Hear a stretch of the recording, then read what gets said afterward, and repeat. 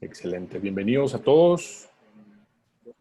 Un placer que estemos todos acá en este Smart Webinar de gestión de fondos en situaciones de crisis COVID-19. Bienvenidos a todos, bienvenidos Alejandro, bienvenidos Leonardo, nuestros panelistas del día de hoy. Gracias a todos los que participan y forman ya parte de este Smart Webinar. Recordarles y contarles un poco que los Smart Webinars son un espacio creado por graduados de la Escuela Agrícola Panamericana Zamorano, específicamente de la carrera de agronegocios y con colaboración del resto de carreras de las cuales nos hemos graduado. El propósito de estos Smart Webinars es que trabajemos y podamos ver temas de desarrollo personal, temas económicos, financieros, de talento humano, de emprendimiento y obviamente también de agricultura. Leonardo, Alejandro, bienvenidos a este espacio. Quiero dejar con ustedes a Andrés Realpe, que está en Colombia, para que por favor los presente. Andrés, buenas tardes. Muy buenas tardes, Rodrigo, y muchísimas gracias nuevamente no solo a Rodrigo, sino a todas las personas que se conectan a estas horas para otro capítulo más de Smart Webinars por parte de AGEAP Internacional y la carrera de agronegocios de Zamorano. El día de hoy tenemos dos representantes de Next Fundraising. Estamos hablando de Leonardo Velázquez, quien es director de Next Fundraising Capítulo Honduras, profesional en desarrollo internacional con más de 15 años de experiencia en comunicaciones, marketing, relaciones públicas, levantamiento de fondos, incidencia, emprendimiento, empleabilidad y juventud en toda la región de América Latina y el Caribe. Cuenta con una maestría en administración pública de la Universidad de Columbia de la ciudad de New York y una licenciatura en marketing y negocios internacionales por parte de Unitec, Honduras. Se ha desarrollado como director de desarrollo y alianzas Junior Achievement para Américas, a cargo de movilidad para las regiones de América. También contamos con la presencia de Alejandro Bonilla, quien es presidente y fundador de Next Fundraising. Se desempeñó por más de 11 años como gerente de desarrollo para Children International México, la oficial de desarrollo para Children International en Estados Unidos y director como desarrollo para Children International Latinoamérica. Cuenta con una amplia experiencia en la captación de fondos con empresas, gobiernos, organismos internacionales, fundaciones e individuos. Alejandro ha captado fondos por más de $1 millón con individuos, gobiernos, cooperación internacional y empresas. También cuenta con una maestría en Dirección de Empresas de Comunicación por parte de la Universidad Pompeu Fabra de España y una licenciatura en Comunicación y Periodismo de la Universidad Centroamericana Jesuita en Salvador. Alejandro, Leonardo, están encendidos sus micrófonos. Nuevamente, bienvenidos. Este es su espacio y esperamos aprender al máximo con la charla del día de hoy. Muchísimas gracias, Andrés. Un gusto saludarles a todos, a todas. Y bueno, esperamos que esta información que les vamos a compartir sea de muchísimo interés y que sea algo muy práctico y muy útil para ustedes. Agradecemos muchísimo a la Asociación de Graduados del Zamorano por darnos la oportunidad de compartir lo que sabemos con ustedes, ¿no? Entonces, pues vamos a comenzar un poquito explicándoles pues quiénes somos. Pues Next Fundraising es una firma consultora internacional que nació en 2015 y estamos enfocados en temas de recaudación de fondos, comunicación, emprendimiento y mercadeo social para el tercer sector. Es decir, que ayudamos al tercer sector y a los emprendedores sociales a diseñar, implementar planes y campañas de marketing y recaudación de fondos y comunicación. Tenemos presencia en 6 países de la región, pero bueno, trabajamos con muchas ONGs y emprendedores de todo Latinoamérica. Entonces, bueno, ¿y qué hacemos? Les comentaba, pues lo que hacemos es prácticamente diseñar planes de recaudación de fondos, planes de comunicación, planes de negocios para modelos de negocios sociales, y vemos mucho también la parte de emprendimiento.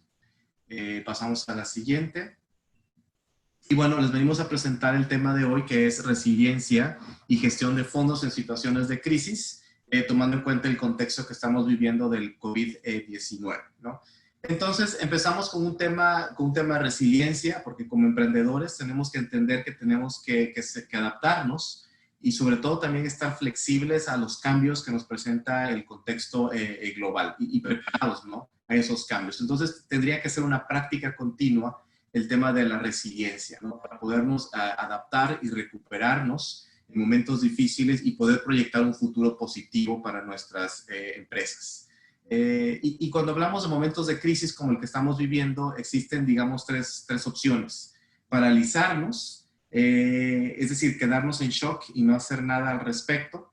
Y cuando hablamos de paralizarnos también tiene mucho que ver con el hecho de sentirnos las víctimas, ¿no?, de que lo que está pasando no nos está afectando y esta situación no vamos a salir y una situación como muy negativa, ¿no?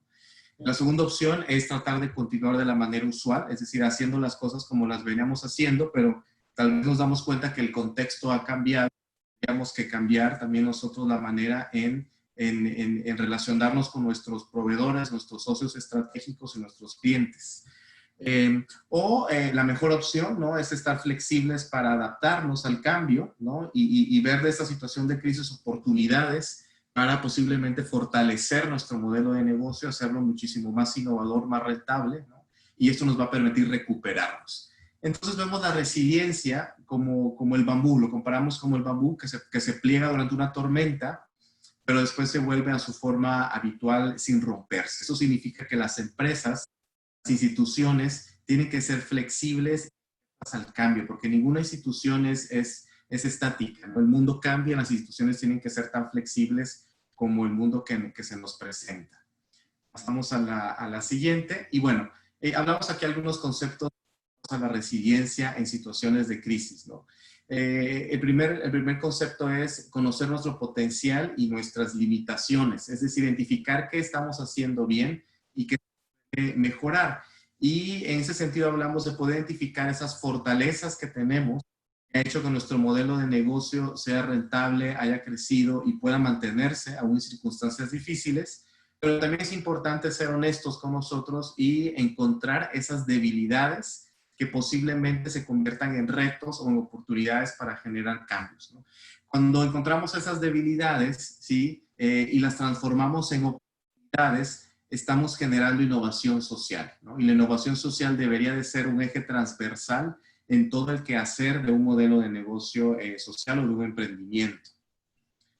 El segundo elemento es confiar en nuestras capacidades, es decir, tenemos que sentirnos empoderados, que aunque vengan situaciones difíciles, vamos a ser capaces de superar esas situaciones y salir fortalecidos, ¿no?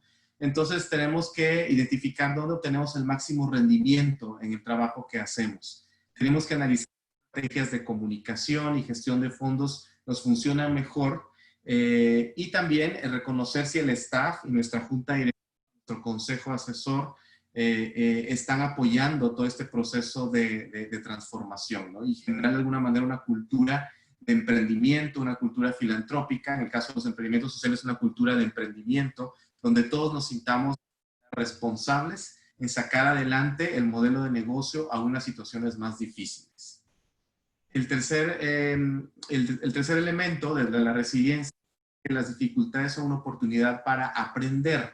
Entonces, todos los emprendedores hemos tenido en algún momento de nuestras vidas situaciones difíciles que han sido experiencias que nos han ayudado a transformarnos, ¿no?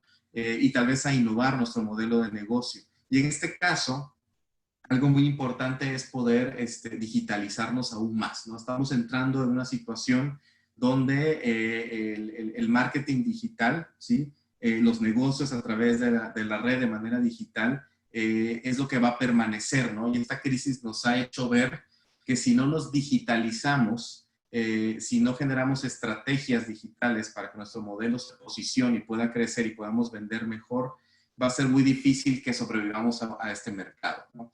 Esta situación actual nos ha obligado a ser mucho más digitales, a usar nuevas plataformas, a integrar nuevas estrategias de marketing digital en nuestras ventas o nuestro posicionamiento de nuestra marca.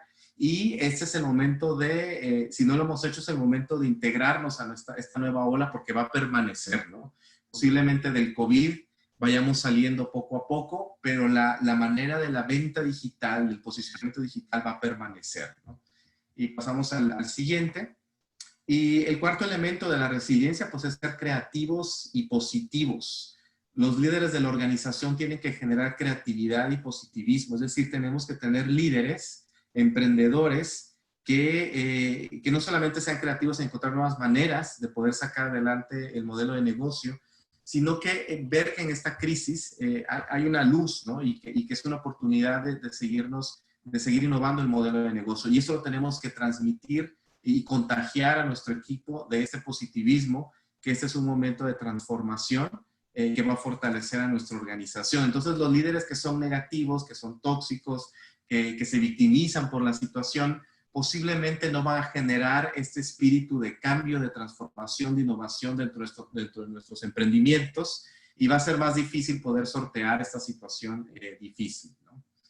El quinto elemento de la resiliencia es ser flexibles, ¿no? Esto ya lo mencioné anteriormente. La flexibilidad nos permite innovar, estar abiertos, ser muy curiosos, ¿sí? Estar viendo cuáles son las tendencias del mercado, sobre todo en nuestro rubro de acción, cuáles son las tendencias que están haciendo nuestra competencia, ¿sí? Para poder identificar esos elementos diferenciadores que hacen que mi modelo de negocio sea aún más y que sea distinto al resto de la competencia que posiblemente ofrecen servicios o productos similares. ¿Qué tenemos nosotros de distinto para poder generar una mejor ventaja competitiva, ¿no? Y a eso nos referimos con los cambios que tenemos que llevar a cabo. Y el sexto elemento, pues, es ser tenaces, ¿no? La tenacidad en nuevos propósitos. Y eso significa, la tenacidad nos permite estar en comunicación constante con nuestros clientes, con nuestros proveedores, con nuestros socios, y estar comunicando constantemente lo que hace nuestro modelo de negocio, nuestro emprendimiento, ¿no?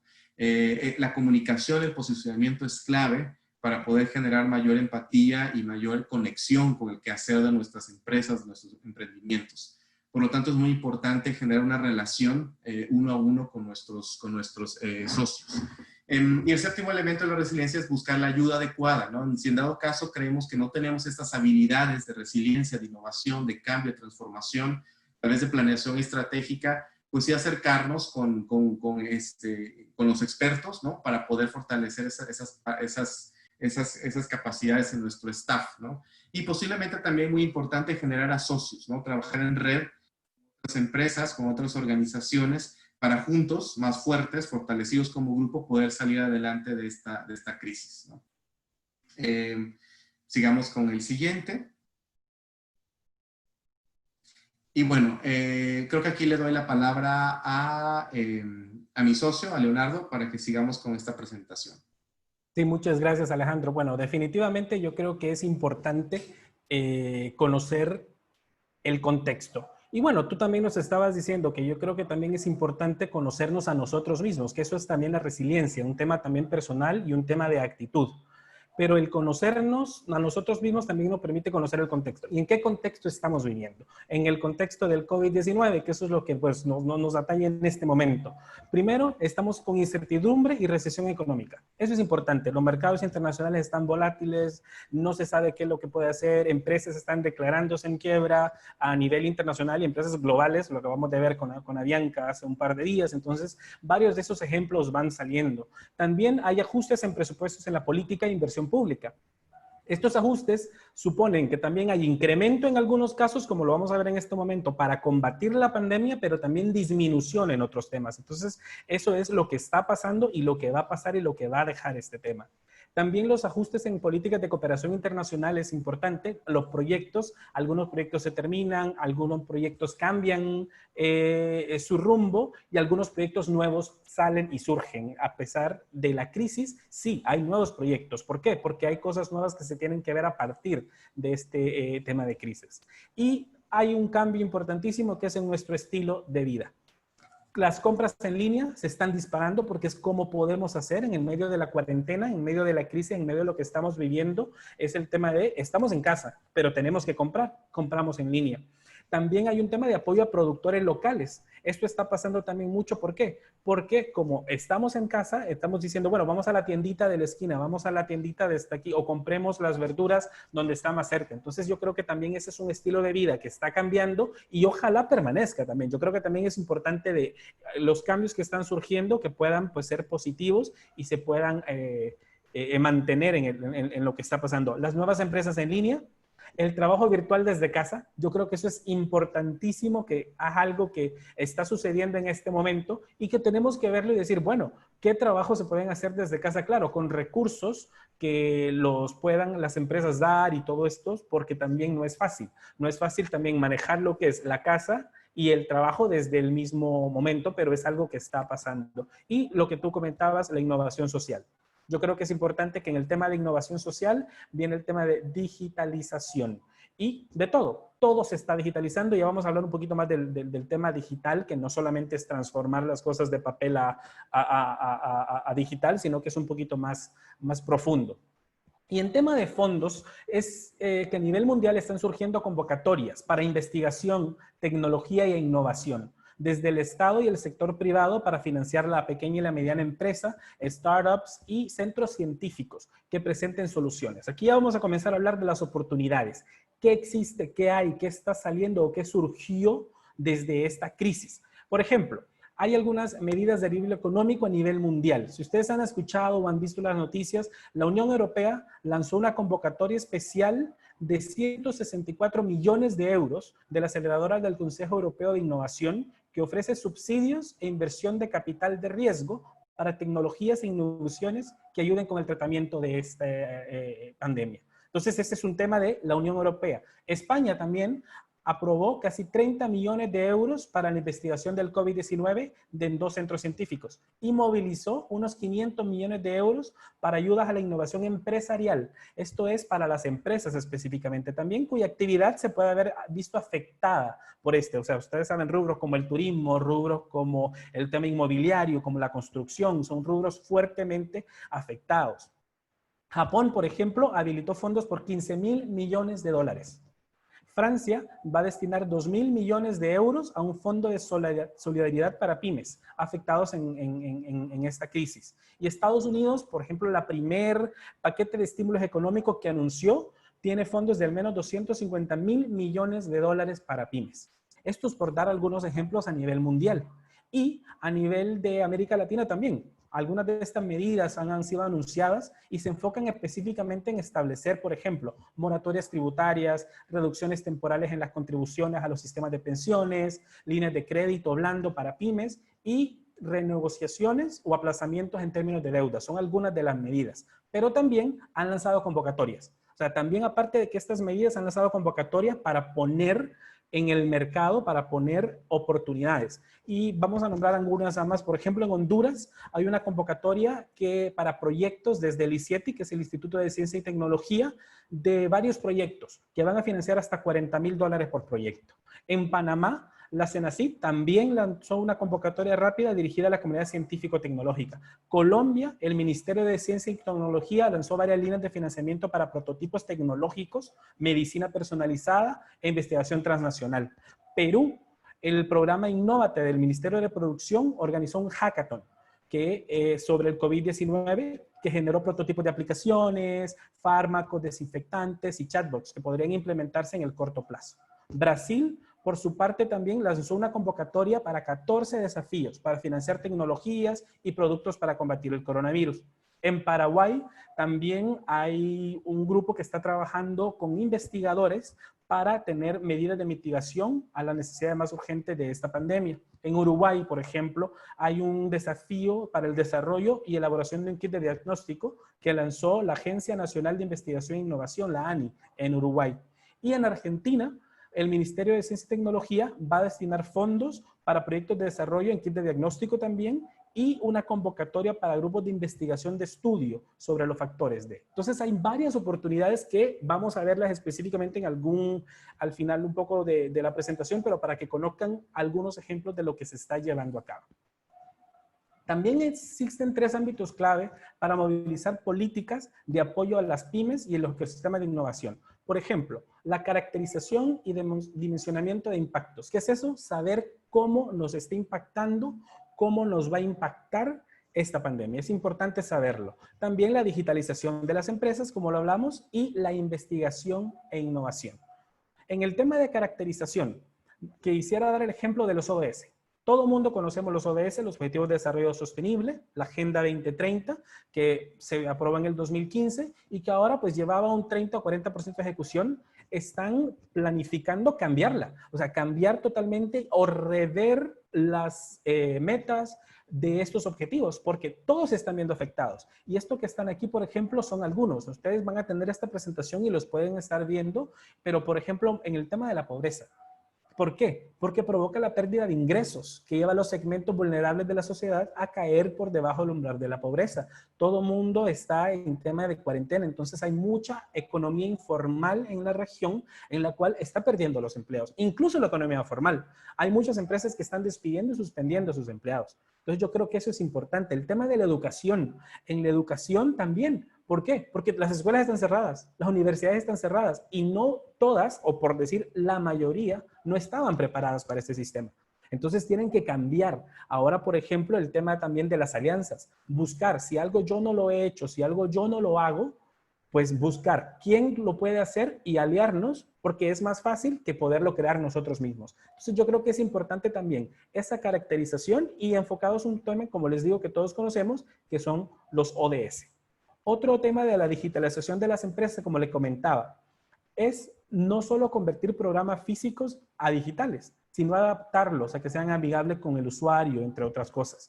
Es clave también apoyar a las empresas de menor tamaño aquí, para operar en forma digital. Y la tecnología tiene que ver con estos 5 elementos: los clientes, los productos, las personas, los procesos y la información. Es importante tener en cuenta en todo esto para lo que es la digitalización. Y en la investigación e innovación es importante. Estos 11 ejemplos que están acá son de actividades que en este momento están remontando.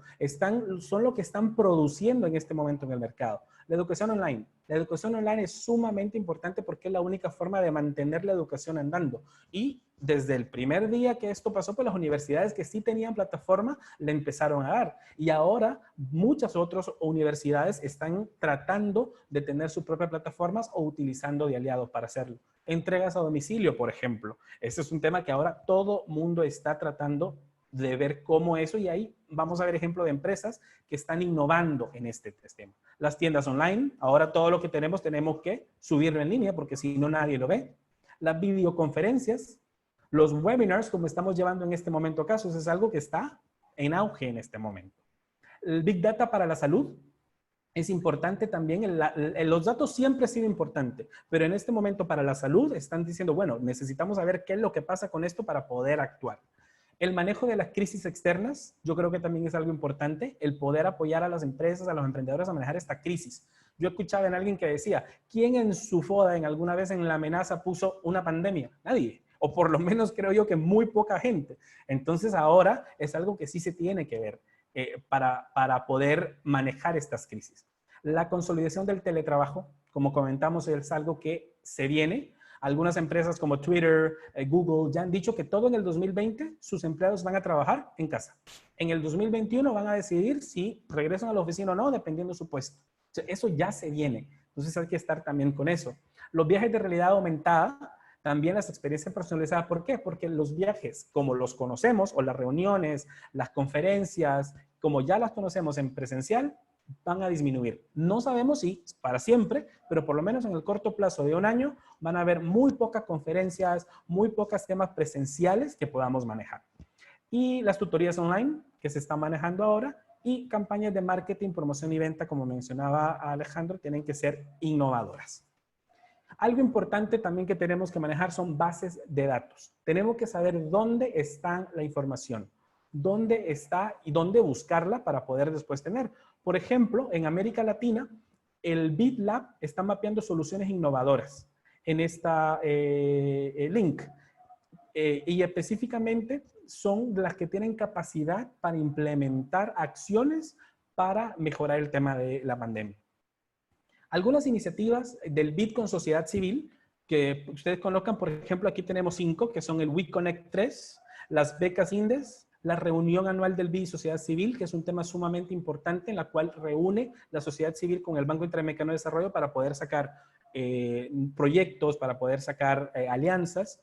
Los premios, por ejemplo, como el de Juscelino Kubitschek, el BID Cities Lab, y últimamente salió una convocatoria del Desafío de Innovación Naranja para el sector de la economía creativa. Entonces es importante estas iniciativas que el BID tiene, que las ha venido haciendo desde antes de la crisis, pero en este momento se ha redireccionado a ver, ok, cómo yo aplico o cómo yo voy a estas iniciativas desde el punto de la crisis. Y una plataforma importante es DEVEX, que es una plataforma de desarrollo. Si ustedes ven aquí esta página o estos datos que están aquí, aquí ellos tienen los datos de todo el financiamiento que existe de respuesta al COVID-19 a nivel mundial, desde el 1 de enero hasta el 10 de mayo. Vamos a analizar un poquito estos datos en las próximas diapositivas, pero para que ustedes puedan entrar a ella, cuando se les envíe la presentación, va a estar el hipervínculo en cada uno de los slides para que ustedes puedan ir y pues revisar ya por ustedes mismos esto, pero es importante también conocerlo porque aquí está todas las áreas. ¿Qué es lo que existe en este momento? Hay casi 1.500 iniciativas, esto fue hasta el 10 de mayo, específicamente de oportunidades de financiamiento para el COVID-19. No para otro tema, sino para el COVID-19. 1.500 iniciativas. Y esto suma 15.000 billones de dólares. O sea, 15 trillones de dólares existen para estas iniciativas.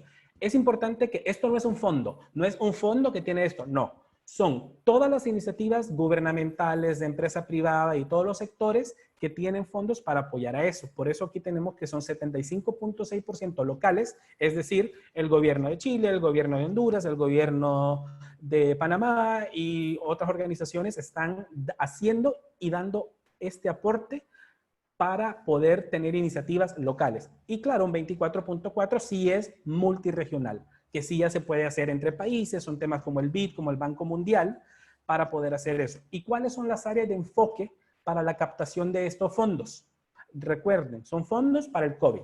Número 1, 860 de estas iniciativas son para la respuesta. Pero respuesta puede ser en un montón de temas, ¿no? Obviamente. Y los otros 2 son sistemas de salud y economía.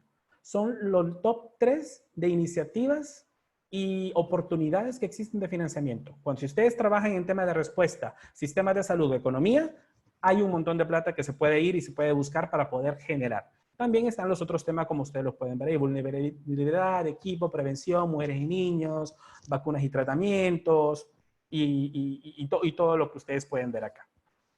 Y algo importante, que un poco como que llegar al centro de esto. ¿Dónde están los fondos? ¿Quién tiene los fondos? Bueno, primero, gobiernos locales y regionales. Gobiernos locales, como les digo, el gobierno de cada país. Regionales son como el SICA, Mercosur, la Alianza del Pacífico, ellos también los regionales. La empresa privada no solamente por parte de su responsabilidad social empresarial, sino que, por ejemplo, la banca. La banca está tirando ahora el tema de algunos financiamientos blandos o algo, eso es importante. Los organismos multilaterales, como las Naciones Unidas y las oficinas especializadas como UNICEF, ACNUR, la OIM, los bancos de desarrollo, por ejemplo, como el BID, Banco Mundial, el BESI, el CAF, las agencias bilaterales de cooperación también, que ahí lo dividimos en 2, en las tradicionales y en la cooperación sur-sur. ¿Cuáles son las tradicionales? Los países que normalmente hacen cooperación, como son Estados Unidos, USAID, Alemania la GIZ, España la ECID, Japón la JICA, y la cooperación sur-sur, que son países del mismo nivel de desarrollo cooperando entre sí. Como por ejemplo Chile tiene la ACCID, Perú tiene la APSI, Uruguay tiene la AUSI, México tiene AMEXID. Entonces es importante tener este tipo de conocimiento. Y las fundaciones, que fundaciones no solamente las empresas privadas, como decir la Fundación Citi, Fundación Walmart, Fundación del Grupo Terra, sino que también las fundaciones filantrópicas, como Rockefeller Foundation, Ford Foundation, Bill y Melinda Gates, todas estas instituciones, y las embajadas en los países. Yo creo que también puse esto ahí específico porque hay fondos específicamente de las embajadas que pueden ser utilizados. Y ahora vienen una serie de ejemplos de algunos fondos. Esto lo voy a pasar un poquito rápido porque solo es ejemplos y de nuevo, cuando ustedes reciban las diapositivas, van a dar clic y van a ir a leer específicamente cuáles son los requerimientos de los fondos, qué es lo que se puede hacer, si yo puedo aplicar o no puedo aplicar en mi país, en mi sector. Entonces, esto lo vamos a pasar un poco rápido porque lo vamos a ir conociendo. Pero, por ejemplo, el Banco Mundial puso 14.000 millones de dólares para ayudar a sostener las economías y proteger el empleo. Las Naciones Unidas, 15 millones de dólares para ayudar a los países vulnerables a combatir la propagación del virus. Y el BID, fondos de hasta 12.000 millones para países que requieran apoyo para sus servicios de salud pública y responder a la crisis. Esos son donde hay plata. Por ejemplo, el Fondo Internacional de Desarrollo Agrícola, FIDA. Aquí dice que acaba de presentar un nuevo fondo para ayudar a prevenir la pandemia COVID que ocasiona una crisis. ¿De cuánto es este fondo? De 40 millones de dólares de financiación inicial, que vienen de donaciones y esperan ellos mover 200 millones de dólares. Otro ejemplo en el tema agrícola es Fairtrade International. En el Día Mundial del Comercio Justo, Fairtrade International anunció el lanzamiento de un fondo de ayuda al productor de comercio justo en respuesta a la pandemia mundial. Inversiones iniciales de 3.1 millones de euros que están destinados a satisfacer las necesidades inmediatas de los agricultores, los trabajadores y sus comunidades. Y también establecen una base de datos para los esfuerzos de recuperación más a largo plazo. Un ejemplo en el sector de educación, sumamente importante. Una fundación de la universidad. Esta universidad se llama Instituto y Empresa, que está en España. Crearon un fondo de becas COVID-19 de 5 millones de euros para sus alumnos actuales que no puedan financiar su educación o para alumnos que quieran.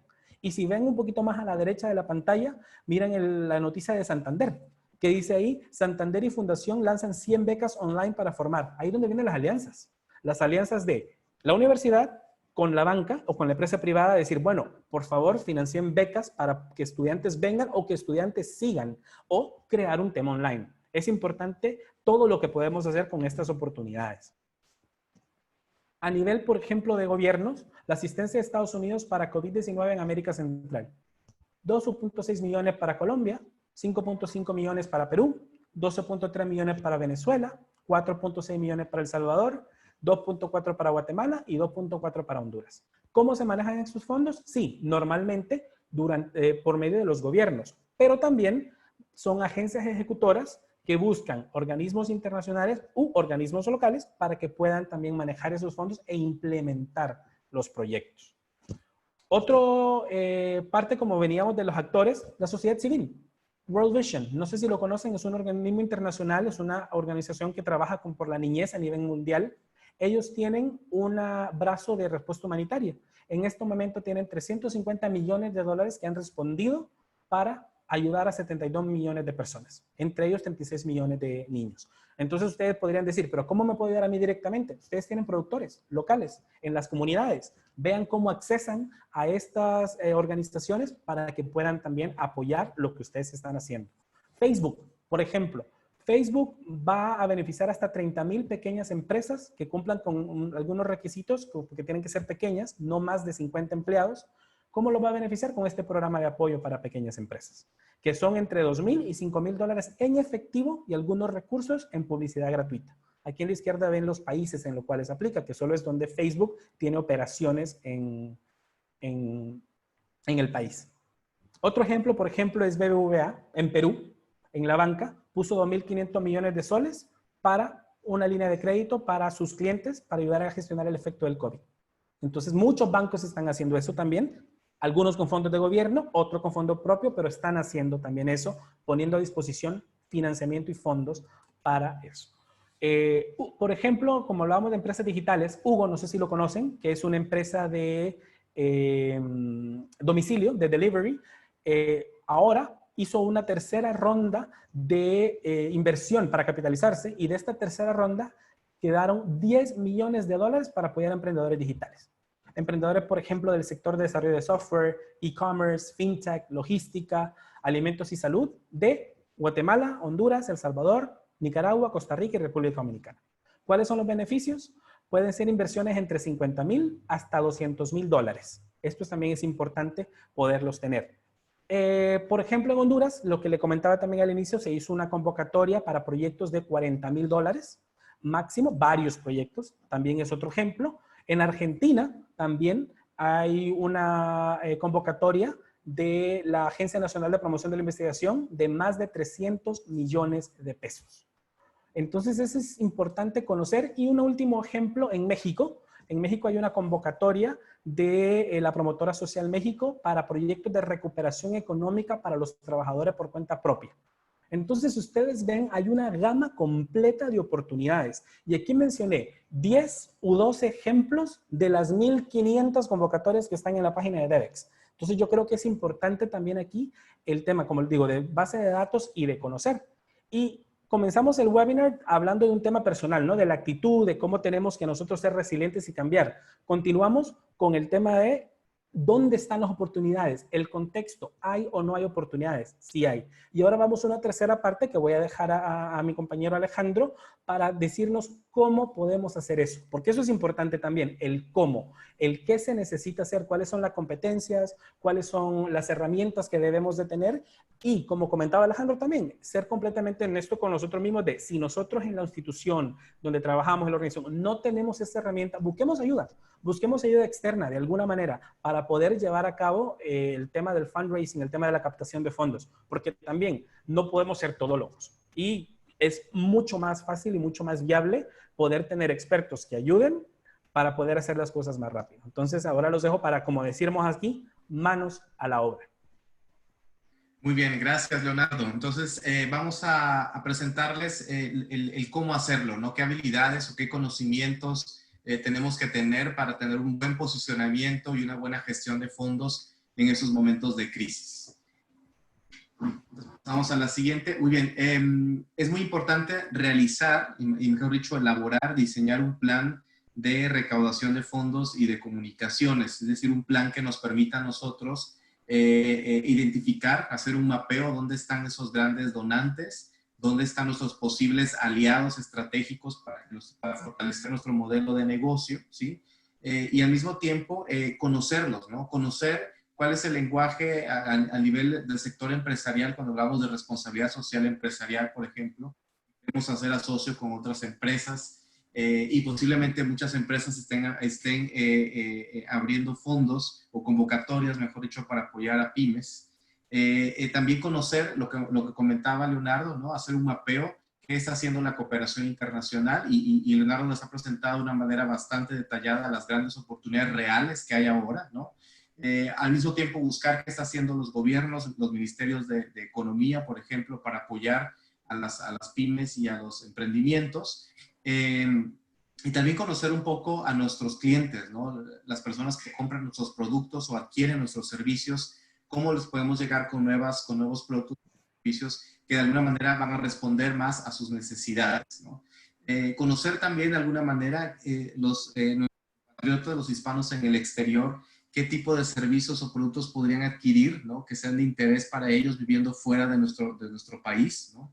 Tenemos millones de hispanos viviendo en Estados Unidos, en Canadá, en Europa, que posiblemente estén interesados en comprar o adquirir nuestros productos o servicios, ¿no? Entonces, ahí se abre un abanico también de un mercado, de internacionalizar nuestro mercado también, ¿no?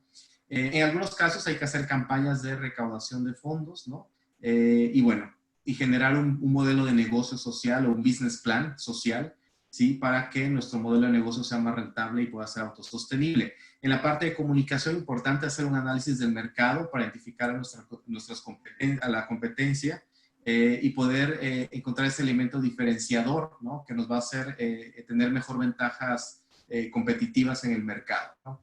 Un plan de relaciones públicas y de incidencia para poder generar relaciones humanas de confianza y estratégicas, ganar con actores claves, tomadores de decisión. Un plan de medios de comunicación para tener una presencia constante en los medios a bajo costo, o en algunos casos hasta de manera gratuita, ¿no? Un plan de comunicación de crisis, si es que estamos en una situación que pueda de alguna manera afectar la reputación de nuestras empresas, quiénes son los voceros de la organización, ¿sí? Con un discurso institucional que puede de alguna manera conectar con diferentes audiencias. Cómo se hacen las campañas de posicionamiento o de promoción para posicionar nuevos productos en el mercado o reposicionar productos en el mercado para hacerlos más competitivos. Campañas de incidencia para llegar a tomadores de decisión y diferentes herramientas para el posicionamiento digital, que estamos hablando aquí de website redes sociales, internet, blog, etcétera. Entonces, estas habilidades hay que aprenderlas, ¿no? ¿Y dónde están? ¿Dónde pueden ustedes buscar los fondos? Pues aquí les dejamos varios links, ¿no? De varias páginas web donde aparecen convocatorias continuamente, ¿sí? Y lo que presentó Leonardo, pues es un pincelazo, ¿no? De las convocatorias que aparecen en estos sitios web. Entonces hay que hacer mucho mapeo, hay que hacer mucha investigación para conocer en cuáles convocatorias nosotros podemos aplicar y presentar una propuesta o un proyecto. Vamos a la siguiente. Hay que aplicar a este financiamiento, ¿sí? Hay que saber cómo escribir una propuesta, cómo escribir un buen proyecto, ¿no? Que de alguna manera responda a los objetivos de desarrollo sostenible, a los ODS, que de alguna manera esté alineado a las tendencias actuales de la cooperación internacional, ¿sí? Y responda a ciertos enfoques de cooperación o a ciertos enfoques de políticas públicas. Entonces hay que tener una muy buena habilidades de redacción y estar como muy actualizados con las tendencias globales en temas de desarrollo internacional para poder presentar propuestas de calidad, ¿no? Y bueno, tenemos que hacer todo este mapeo también de armar nuestro propio directorio de contactos con teléfono, correo electrónico, nombre de la persona de estas instituciones financiadoras, ¿no? Y obviamente presentar una buena propuesta y dar seguimiento hasta conocer si hemos sido seleccionados o no. Entonces es todo un proceso bastante complejo. Y aquí ponemos digamos, los 22 elementos que tiene una buena propuesta para que ustedes presenten un buen proyecto ante un donante internacional o nacional o hasta privado, ¿no? Que no los voy a explicar cada uno porque se nos va otra hora, ¿no? Pero sí que les quede claro a ustedes la estructura, ¿no? Que implica presentar una buena propuesta para que haya posibilidades de ser ganada. Hay que crear una campaña, eso es muy importante, sí, si queremos fortalecer el posicionamiento de nuestros modelos de negocio, pues también es muy importante crear una campaña digital, utilizar muchas estrategias del marketing digital para poder llegar a nuevos públicos, a nuevas audiencias, ¿sí? Y de esta manera asegurarnos que las ventas de nuestros productos o servicios vayan aumentando aún en situaciones de crisis, ¿no? Ahora es el momento, como les decíamos, de digitalizar todo nuestro posicionamiento, tal vez de reestructurar nuestras estrategias de marketing y de venta, ¿no? hacia un mercado mucho más digital. Pasamos a la siguiente. Y aquí, bueno, aquí hay algunos ejemplos de algunos, de lo que están haciendo muchos emprendedores sociales, inclusive también el tercer sector, las ONGs, de crear fondos de emergencia. Muchos emprendedores están financiando prácticamente situaciones de emergencia ante el COVID-19. Por lo tanto, nosotros podemos presentar una propuesta que sea un fondo de emergencia para responder en esta situación de crisis y que este fondo de emergencia en un futuro sea un fondo de ahorro para la empresa o el emprendimiento para poder estar preparados y tener recursos ante otra emergencia que se presente más adelante, que obviamente va a ser inesperada, pero vamos a tener por lo menos recursos para salir adelante, ¿no? Esta experiencia que estamos viendo ahora, si no generamos un fondo de emergencia antes, pues estamos viendo ahorita los estragos de no estar preparados ante una situación inesperada, pero de esta experiencia vamos a aprender que más adelante tenemos que tener un fondo de emergencia o de ahorro para poder salir adelante, ¿no? Pasamos a la siguiente. Y bueno, muy importante es diseñar un business plan, un plan de negocio social, ¿no? Y estos son los 8 elementos claves que tiene un plan de negocio social. Y normalmente diseñamos un plan de negocio, es una práctica de planeación estratégica que nos da un mapa, una guía, un camino mucho más seguro y más sólido de hacia dónde llevamos nuestro modelo de negocio, ¿no? Eso nos permite también prever y estar preparados para situaciones de crisis como la que ahora estamos presentando, y nos permite también ser flexibles, porque los planes de negocio son flexibles y se pueden adaptar a diferentes circunstancias, ¿no? Entonces, esto es solamente una estructura general de un plan de modelo de negocio, ¿no? Que toda organización, toda empresa debería de tener, ¿no? Pasamos a la siguiente. Y bueno, y decirles que de las crisis nos permiten innovar y transformar. Entonces, que este webinar sí nos deje una vibra positiva, sí nos deje una esperanza, un camino, ¿sí? Les hemos presentado muchas opciones concretas, reales, de lo que hay ahora para buscar fondos. Es cuestión de que ustedes hagan un buen mapeo, hagan una buena planeación estratégica, porque de esta crisis vamos a salir fortalecidos, ¿no? Y también, bueno, les queremos presentar lo que hacemos, ¿no? Damos muchos talleres virtuales para organizaciones del tercer sector, y también tenemos talleres para emprendedores sociales. Uno de los talleres de emprendimiento social que tenemos es el penúltimo, que es el taller virtual para el diseño del plan de negocio social para la autosostenibilidad de los emprendimientos, ¿no?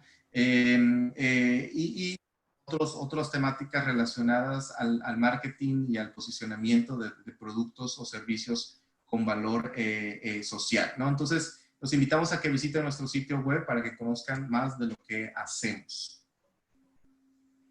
Y pasamos a la siguiente.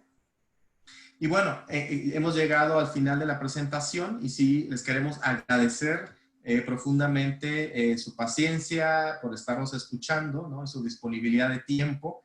Y creo que pasamos a un momento de preguntas. Aquí les dejamos nuestros correos electrónicos si quienes nos quieren contactar para más información. Obviamente esta presentación la vamos a estar compartiendo, y me imagino que el video también se está grabando y se va a compartir, obviamente. Los invitamos a nuestro webinar que vamos a tener sobre posicionamiento y storytelling para medios digitales, muy enfocado en esta parte de digitalizar el posicionamiento o la marca, ¿no? Esto lo vamos a llevar el día 22 de mayo a las 10 de la mañana, hora de Centroamérica, para que estén atentos visitando nuestro sitio web, nuestras redes. Lo vamos a estar compartiendo, pero bueno, ahora pasamos al momento de preguntas, y le doy la palabra a Rodrigo para ver si nos puede compartir las preguntas que hay en el chat, o si alguien quiere levantar su mano y preguntar directamente, pues también se puede hacer. Entonces, adelante, Rodrigo. Ok, muchísimas gracias, Leonardo y Alejandro.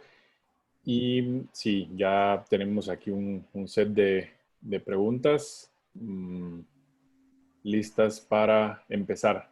Poderosísima la presentación, mil gracias por tanta información tan valiosa, especialmente donde todo el mundo, pues de alguna manera anda buscando soluciones de todo tipo, ¿no? La primera pregunta que nos hacen es, ¿cuáles son algunos cambios en el ambiente de trabajo o tecnológicos que ustedes creen que van a ser temporales, y cuáles son más estructurales que puedan cambiar el panorama de una manera permanente? Bueno, ya lo mencionamos un poquito durante la presentación. Creo que la digitalización de nuestro modelo de negocio, y presentó Leonardo 5 aspectos claves de la digitalización, ¿sí? De cómo utilizar las tecnologías para poder innovar y fortalecer nuestro modelo de negocio es clave, ¿no? Y una de esas es poder acercarnos a nuestros clientes o a nuestros proveedores también, a nuestros socios estratégicos de una manera digital, poder posicionar y vender nuestros productos de manera digital, utilizando las redes sociales, el internet, el blog, nuestro sitio web, para acercarnos más a ellos, ¿no? Eso se ha fortalecido durante la crisis, y con seguridad va a permanecer así, ¿sí?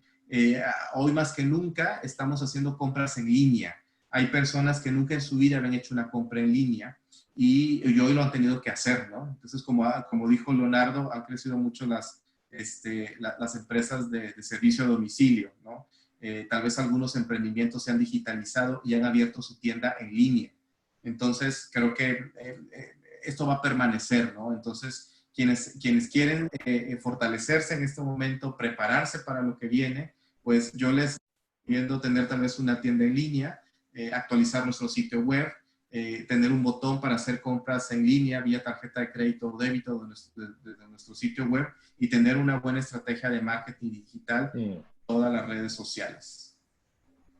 Sí. Y si puedo aportar a esa pregunta también, solamente por el tema de qué creo yo que también va a cambiar, es el tema obviamente, de cuando uno salga, ¿no? Cuando uno ya salga, por lo menos en los próximos años o meses o años, va a siempre estar el tema del cuidado. Va a estar el tema de ver dónde voy, cómo voy, si hay mucha gente o hay poca gente. O sea, eso sí va a cambiar a largo plazo, pero ahorita en este momento tenemos que estar conscientes y prepararnos para tener menos clientes. Entonces, ver qué les ofrecemos a esos clientes, ya sea mayor valor, y no debe ser económico, sino que ellos lo valoren más. Y otra cosa también sería el teletrabajo. Yo creo que el teletrabajo es algo que vino para quedarse. No en todos, no en todas los sectores se puede hacer eso, obviamente, el tema de atención al cliente o en algunos tal vez que tengan que construcción o cosas que necesitan físico, pero en general el teletrabajo yo creo que viene para quedarse también y ahí tendría que ver un poquito cómo se puede acondicionar el tema de casa con el trabajo. Excelente, muchísimas gracias.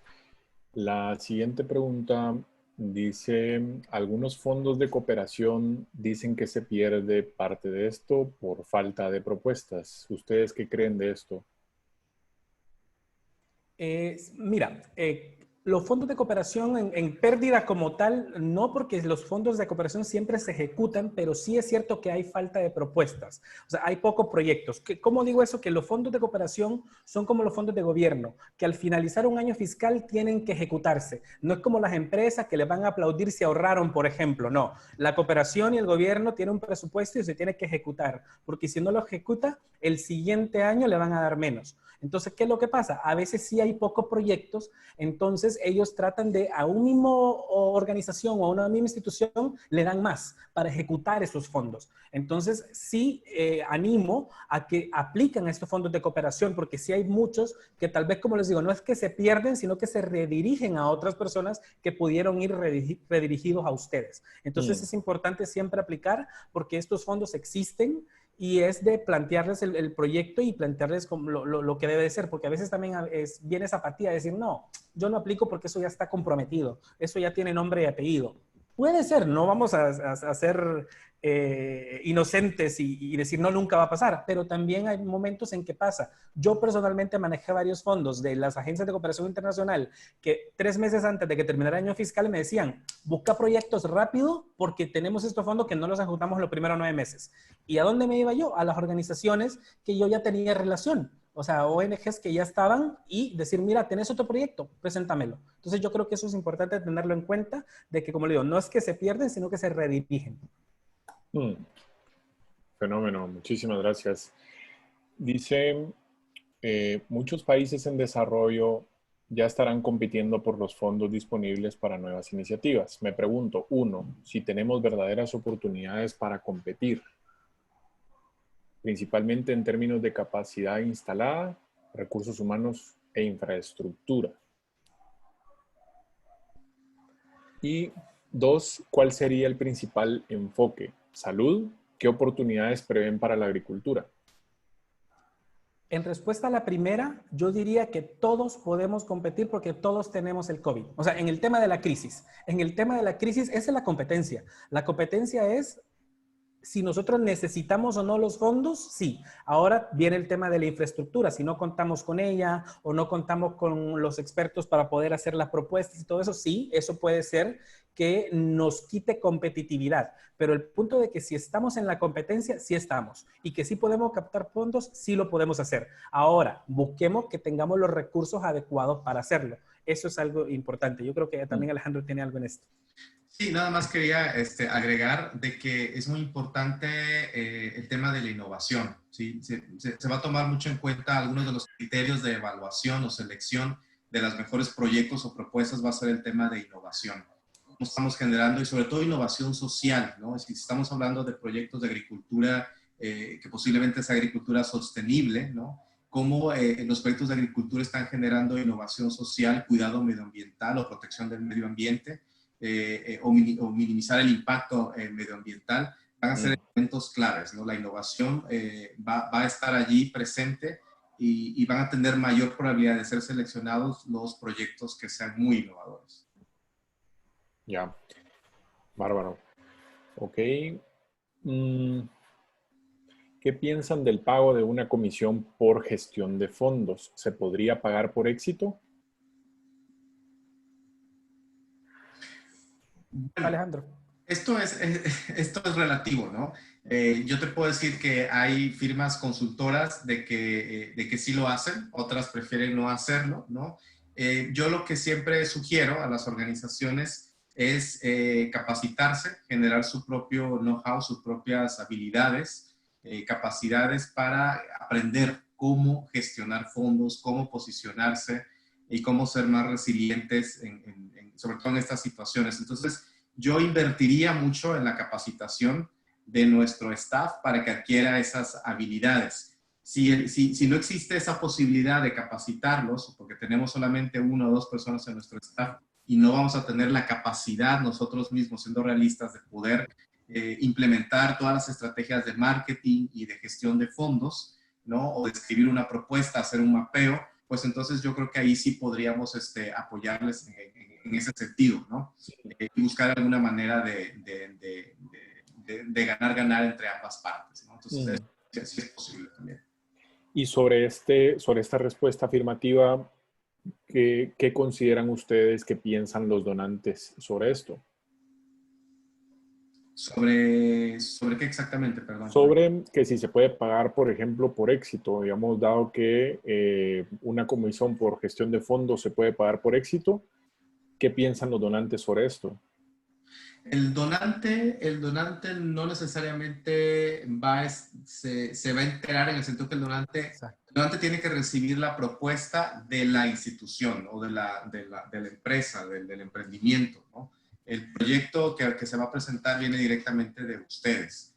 Más bien, tienes todo un equipo atrás que va a preparar la propuesta, una buena redacción, va a hacer un buen mapeo, etcétera, ¿no? Para presentar un proyecto o una propuesta de calidad al donante. Pero quien va a presentar directamente la propuesta son ustedes, ¿no?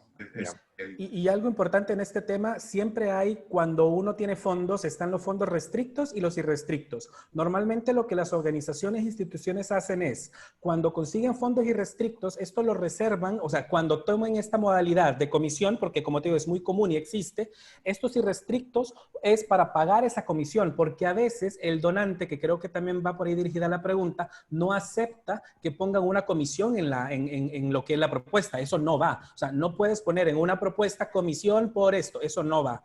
Pero, como te digo, las organizaciones lo que hacen es tener un fondo aparte para pagar estas comisiones, que es por decir, como tener un empleado, como pagarle nada más que lo tienen para comisiones y después el proyecto se gana y se implementa con lo que ellos quieren. Pero yo creo que esa es una de las formas, porque sí, las propuestas no aceptan como comisión. Pueden aceptar el tema de empleo, el tema de trabajos, eso sí, pero una comisión como tal, ningún donante, como te digo, como dice Alejandro, vas a ver y tú vas a poner comisión por, sino que tú lo tienes que generar como institución, como empresa, con un fondo aparte para poder pagar eso y generas la propuesta que fue aceptada. Excelente, muchísimas gracias. Tenemos tiempo todavía para un par de preguntas más. Les pregunto.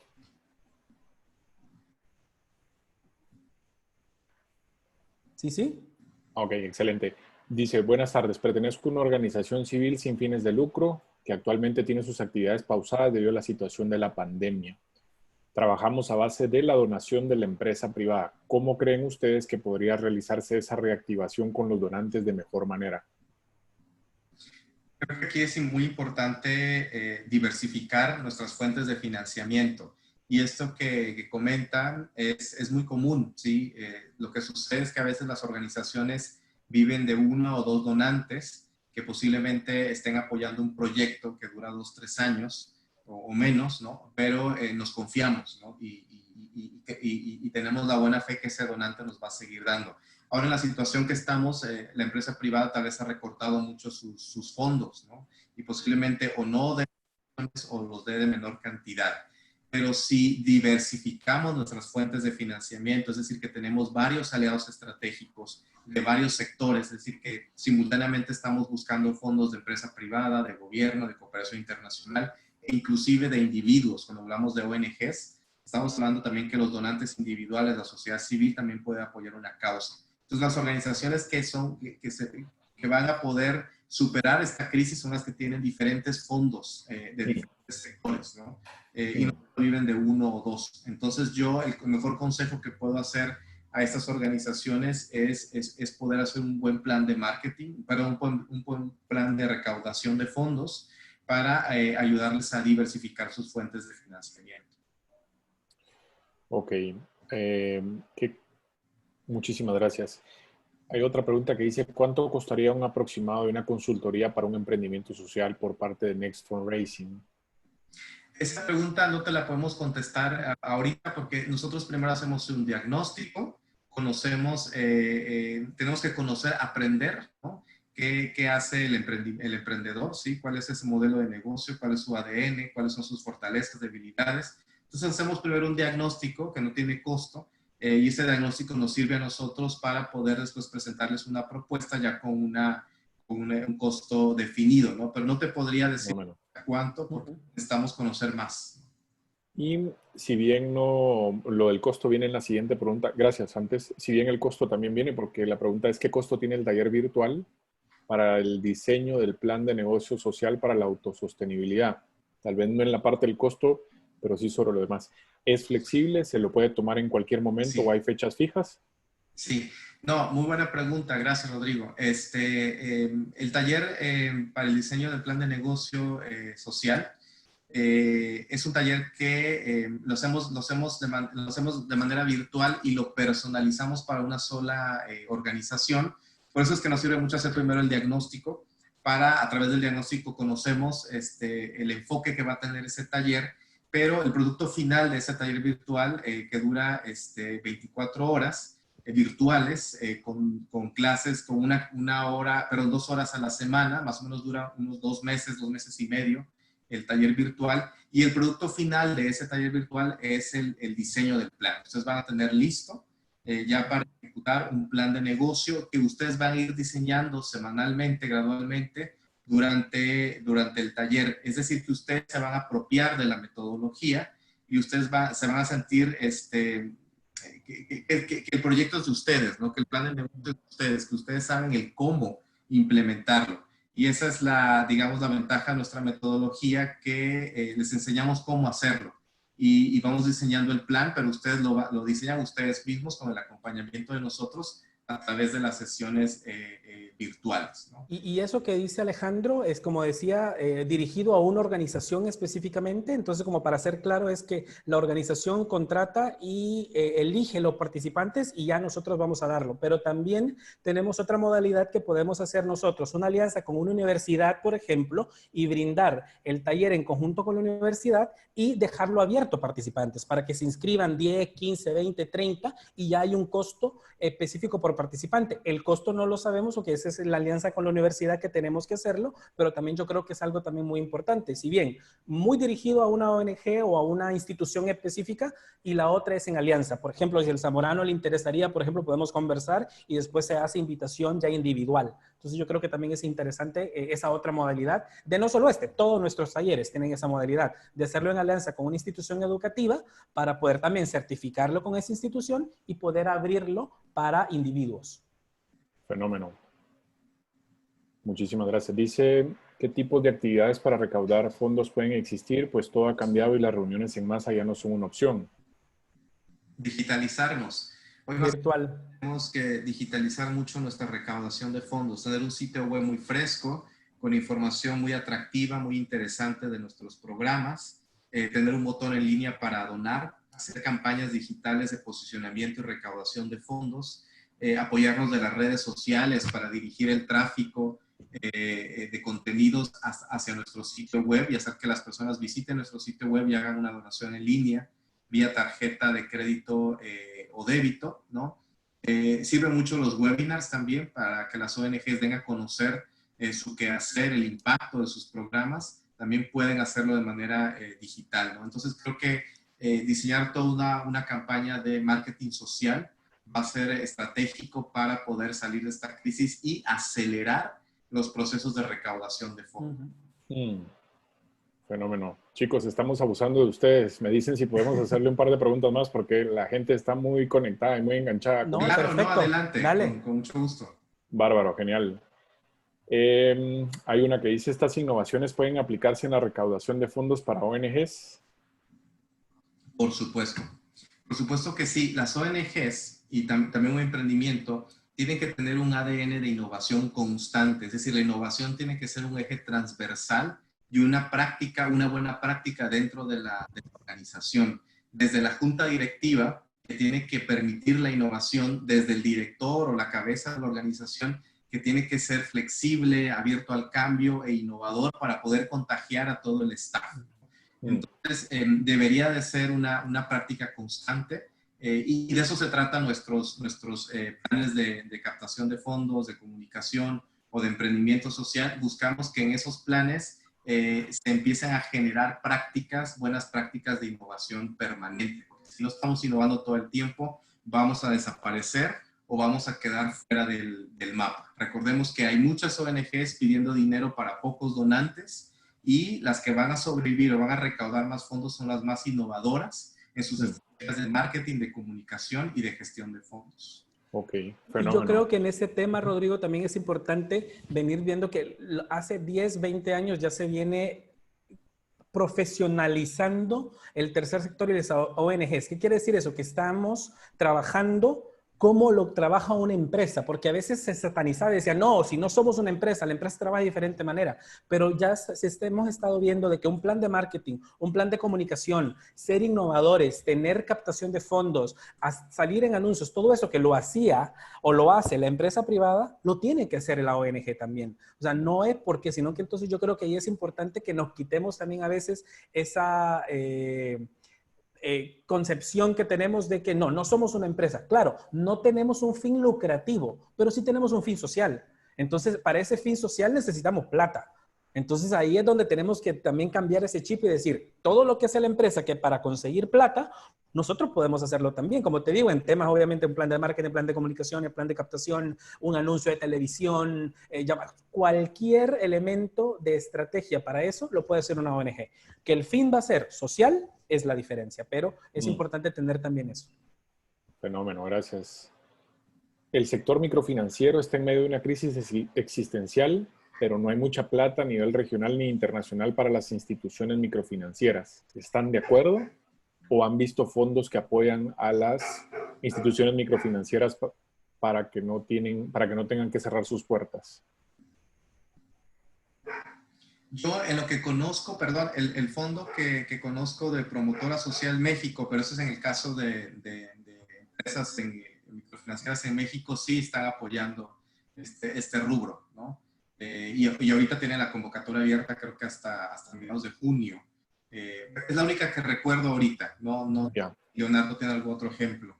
Sí, no, yo creo que a nivel local existen o podrían existir algunos apoyos, pero sí yo no he visto un tema macro o un tema, por ejemplo, de país o de región que anuncie un fondo para microfinancieras. Eso sí yo no lo he visto, pero sí sé que hay organizaciones que, por ejemplo, apoyan y de nuevo, World Vision, por ejemplo, tiene su hermana microfinanciera que es Vision Fund. Entonces, por ejemplo, en esta, ellos ven cómo esos fondos que a veces World Vision consigue también se pueden inyectar. ¿Por qué? Porque sabemos que van a beneficiar a lo que es los beneficiarios finales de la institución. Entonces, pero sí no he visto un fondo como tal, pero puede ser que hayan fondos locales en los países o estos organismos internacionales que apoyan, que estén preparando algo para eso. Fenómeno. Y una más. ¿Ustedes conocen fondos orientados a fortalecimiento organizacional? Muchas ONG están en este momento sufriendo porque se van a debilitar por la crisis COVID. Sí, de hecho, uno de los criterios, digamos, de apoyo a las organizaciones es el fortalecimiento institucional. Hoy más que nunca el donante entiende que hay que fortalecer el ADN de las organizaciones, que es su recurso humano. Hay que fortalecer sus capacidades, generar nuevos conocimientos, nuevas habilidades. Entonces, hoy más que nunca el donante entiende que parte del proyecto o de la propuesta que se va a presentar no solamente es a nivel programático o en sí del modelo de negocio o del producto o servicio que se quiere fortalecer, sino también tiene mucho que ver con las habilidades del recurso humano en temas de planeación estratégica, de fortalecimiento institucional. Entonces, sí hay recursos también para eso. Y para mencionarte un par, por ejemplo, la Fundación Ford apoya fuertemente el tema de fortalecimiento institucional. La Fundación Citi, del Banco Citi, también tiene fondo para eso. Y USAID tiene varios proyectos específicamente de fortalecimiento institucional, para mencionarte 3 ejemplos. Fenómeno. Y tal vez quizás esta está amarrada a esa anterior. Brevemente, Next Fundraising interviene también en la ejecución si se solicita o solo en el diseño de la propuesta para proyectos de donación. Más bien estamos enfocados en la planeación estratégica, ¿no? En generar habilidades, en elaborar propuestas o proyectos para presentar al donante. En la ejecución lo podríamos ver, o sea, podríamos ver, es algo que se puede negociar, porque necesitamos conocer como un diagnóstico para conocer el contexto de la organización y ver si podemos apoyar también en la implementación. ¿Por qué no? Pero sí lo dejamos abierto. Fenómeno. Bueno, chicos, yo creo que ya nos sobrepasamos mucho más de la hora, 11 minutos de la hora programada y los hemos abordado con una buena cantidad de preguntas. Alejandro, Leonardo, ha sido un verdadero placer que estén con nosotros acá. Verdaderamente ha sido extremadamente ilustrativa el webinar, de alto valor y sin lugar a dudas mucha gente lo va a ver también en su repetición. Yo quiero agradecerles en nombre de AGEAP Internacional, la Asociación de Graduados de Zamorano Internacional, del equipo de coordinación de Smart Webinars y pues también de parte de la carrera de agronegocios y de todos los graduados de Zamorano por esta maravillosa presentación que nos han hecho en esta tarde. Y quiero dejar a Rosarito que nos cuente, Rosarito está en Colombia, que nos cuente un poco de cuáles son los siguientes pasos que vamos a seguir dando con Smart Webinars. Rosarito. Listo, muchas gracias Rodrigo, muchas gracias Leonardo, Alejandro y a todos los que nos dieron su tiempo, su valioso tiempo este fin de semana. Pues para mañana les contamos que tenemos también otro impresionante webinar, que es con el doctor Keith Andrew, el ex rector de Zamorano. Esto va a estar a las 6 de la tarde, hora Centroamérica. Luego el 21 tenemos también desde Chile otro webinar con el colega Byron Jara de la clase 2003, con el tema de perspectivas económicas y comerciales del agro, los desafíos de las políticas para América Latina y el Caribe. Después, el 22, tenemos también desde Costa Rica, esta vez un profesor, Esteban Brenes, de INCAE, y él pues va a estar dándonos también otros temas interesantes. Después, el 25, el profesor, ex profesor de Zamorano también, Oscar Sanabria, de Costa Rica, nos va a impartir sobre el rol de los seguros agrícolas en la gestión integral de los riesgos climáticos. Y posteriormente vamos a tener el 26, Ramiro Casó y Sergio Maradiaga, con el tema de la importancia de la data a la alfabetización. Y para cerrar un poquito el mes, vamos a tener un panel de expertos hablando sobre un tema súper de moda, que es el de tecnologías innovadoras de mejoramiento genético y su impacto en la agricultura. Los invitados acá pues son José Benjamín Fal, Luis Mas, Juan Carlos Maita, Jorge Venegas y Alejandro Díaz. Y para cerrar con broche de oro, pues tenemos el webinar el 31 desde Honduras con Evi Gómez, que ella es directora de cooperación externa en la Secretaría de Energía en Honduras, y nos va a comentar sobre el financiamiento climático y los proyectos bancables. Pues si ven, son muchos temas interesantes, entonces todos quedan pues cordialmente invitados. En su momento les vamos a hacer llegar las invitaciones respectivas para que se inscriban y de verdad muchas gracias por su paciencia, por su tiempo y a los invitados nuevamente muchas felicidades por su tema, de verdad, un hit. Gracias. Muchas gracias a todos. Gracias Feliz a fin de ustedes. semana.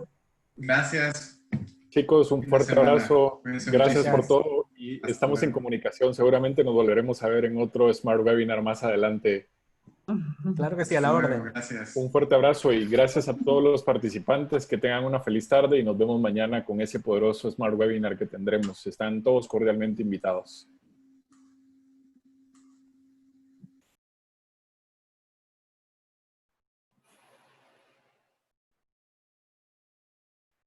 Ok, vamos a dar stop recording.